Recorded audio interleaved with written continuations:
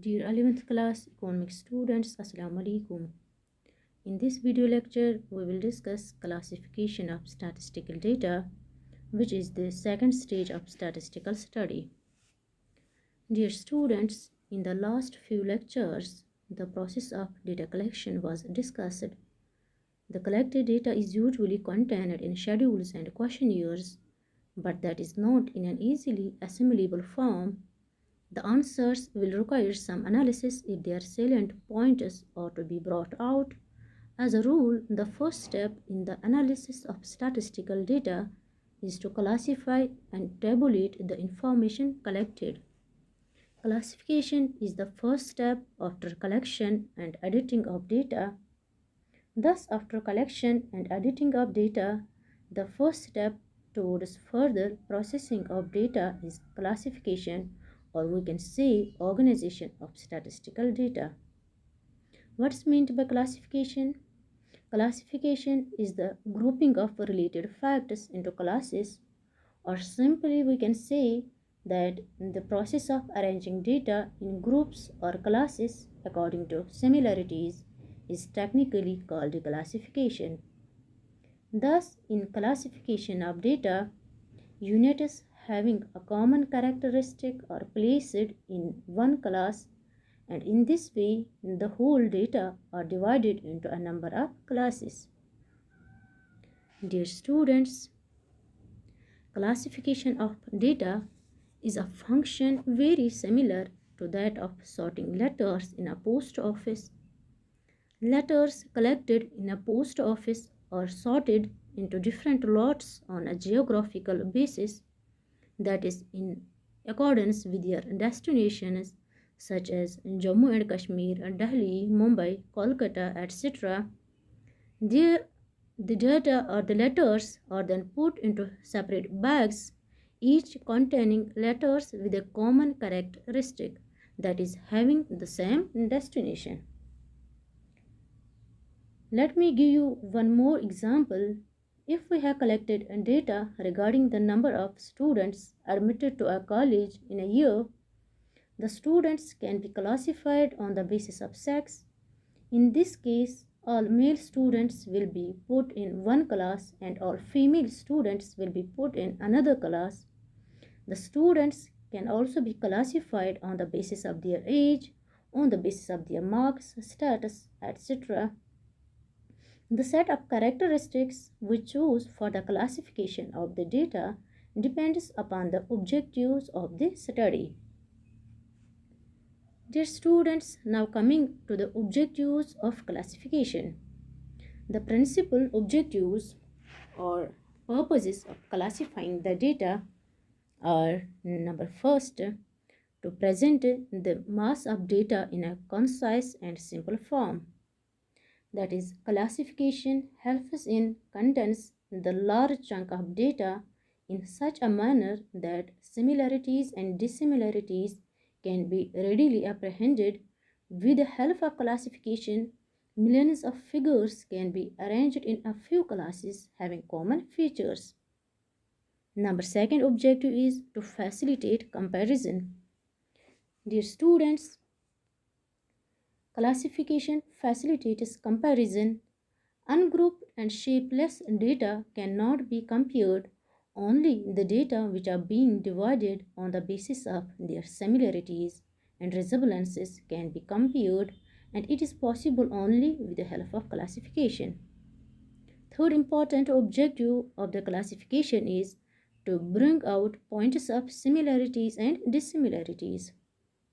Students, classification clearly reveals the points of similarities and dissimilarities in the statistical data, for example, married and unmarried, employed and unemployed, etc. And the last important purpose of classification is to enable a statistical treatment of the material collected. That is, the classification provides basis for further analysis of statistical data. It is a preliminary to tabulation, and it prepares the ground for proper presentation of statistical facts. Now, dear students, broadly, the statistical data can be classified on the basis of four criteria, which are: number first, geographical, that is area wise; chronological, that is on the basis of time; qualitative classification, that is the classification of data according to some attributes; and the last one is quantitative classification, that is the classification of data in terms of magnitudes. Now let us discuss these four types or bases of classification one by one in our coming slides. Firstly, the geographical classification. Dear students, this classification of data is based on the geographical or locational differences of the data, that is on the basis of countries, states, cities, etc. Or we can say that in geographical classification, data are classified on the basis of places. If, for example, we write down the national income of different countries, or we write down the number of students in different universities of India, or production of rice in different geographical areas of the country, the series that we would get would need classification on the basis of geographical distribution. Dear students, one example of geographical classification is given here in the table. The table gives the data relating to the national income of various countries of the world, and the national income of those countries is mentioned in US dollars. And the table shows the national income of Canada, USA, Germany, India. That is, the national income has been classified on the basis of countries. And this type of classification is also known as spatial classification.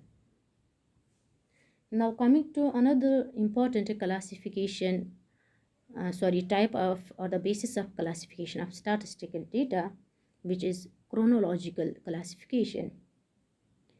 Dear students, when the data are classified on the basis of time, that is, they are observed over a period of time, then it is known as chronological classification.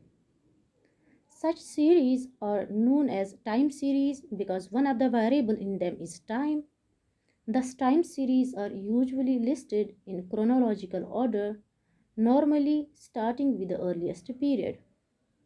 For example, if the population of India during the last 7 census is classified, it will result in a time series or chronological classification as shown in table here.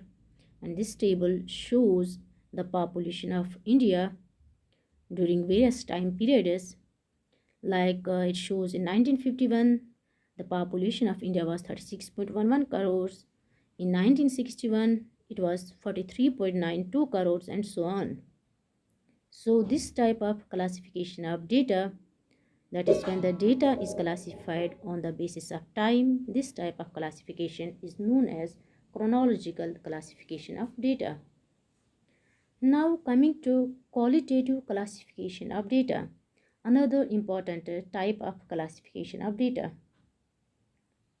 Dear students, in qualitative classification of data, data are classified on the basis of some attribute or on the basis of some quality, such as sex, education, religion, etc., which cannot be measured. The point to note in this type of classification is that the attribute or quality under study cannot be measured. One can only find out whether it is present or absent in the units of the population under study. Thus, when the collected data is classified according to the qualities, then it is known as qualitative classification of data or classification according to attributes or qualities. This type of classification may be of two types. Number first is simple classification, and number second is manifold classification. Dear students, simple classification is called classification also called classification according to dichotomy. This is because data are divided on the basis of existence or absence of a quality. Dear students, if we are studying the problem of blindness in population, we can only find out whether an individual is blind or not. We cannot measure blindness. In such cases, the attribute divides the universe or population only into two parts, one in which the attribute in question is present and the other in which it is not present. In case of blindness, there are only two classes, that is, those who are blind and those who are not blind. Thus, when only one attribute is studied, two classes are formed, one possessing the attribute and the other not possessing the attribute, and this type of classification is known as simple classification or classification according to dichotomy. Second important subtype of classification is manifold classification. Dear students, when classification according to quality of data involves more than one characteristic, it is called manifold classification or multiple classification. As a result, there may be more than two classes. For example, if instead of only one attribute, more than one attribute is being studied simultaneously, the data would be divided into a number of classes. If the problem of blindness is studied sex-wise, here in this slide, if the problem of blindness is studied sex-wise, there are two attributes under study. Number first is blindness and number second is sex. In case of simple classification, there was only one attribute under study, that was blindness. But in case of manifold classification, there are two attributes under study or more than two attributes under study. But here in our example, we took the two attributes, one is blindness and second one is sex. A person can be either blind or not blind. Further, a person can be either male or a female. Each of the two attributes is capable of division in two classes. The data would thus be divided into four classes. Number first, males who are blind. Number second, males who are not blind. Number third, females who are blind. And number fourth, females who are not blind. The study can be further extended if we have a third attribute like religion or fourth attribute like education and so on. So, dear students, in case of a manifold classification, there may be more than two classes. Now, coming to quantitative classification, another important type of classification, which is quantitative classification. Dear students, in quantitative classification, data are classified according to some characteristics that can be measured, such as height, weight, income, production, etc. In such type of classification, data are classified into classes or groups on the basis of their numerical values. In other words, each class of data is capable of quantitative expression, like weight can be expressed in kilograms, height can be expressed in centimeters, etc. Classes are made on the basis of numerical values of the factors. For example, marks obtained by 60 students of a class can be classified as shown in table here. Here the phenomena under study is marks of the students, which is a quantifiable phenomena, that is, it is capable of quantitative expression. It is important to note that the phenomena under study, like marks in our example, assumes different values over time or across different regions. Hence, it is called a variable, that is something which changes over a period of time or across different regions in statistics. Accordingly, quantitative classification is also called classification by variables. In this case, that is in our example, where we showed the marks obtained by 60 students of a class,